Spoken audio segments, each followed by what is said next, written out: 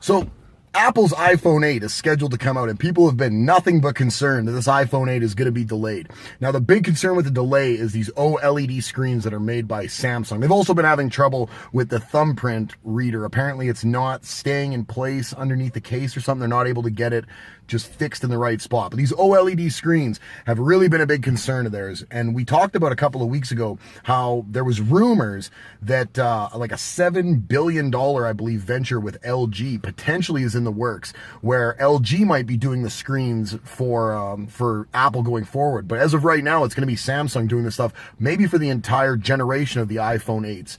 And so Samsung actually ramped up the iPhone 8 OLED screen production rate by 700%. So instead of having one production line going, they've got 7 going now. And considering this has been like this has been a sore spot for Apple, people have been really concerned with, not that the phone's not going to be good, not that Apple's not going to come through with quality like they always do, not that everything's going to work. They're concerned that the market is not going to have the amount of product that they want, that they demand, that Apple's going to come out the gate with something great, and then people are going to, if they weren't waiting in line or on a list or whatever it ends up being, that they're going to wait 3 months to end up getting what they want. That's not really how you serve a customer, right? Especially when you know what your demand is, and Apple definitely knows what their demand is. This is something that's really prudent that they get this right. They make sure there's enough on the shelves to be able to sell what they want to sell.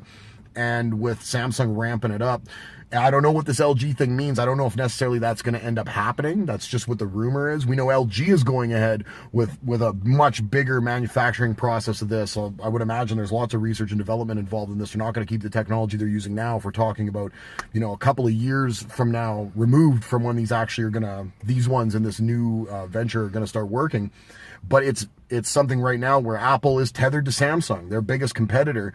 And Samsung seems to be doing their part, and I'm sure through all the nudging of Apple, but ramping it up 700% probably should quell a lot of the rumors that the iPhone 8 maybe is going to have some delays. There's going to be trouble with you getting your hands on one if you want one.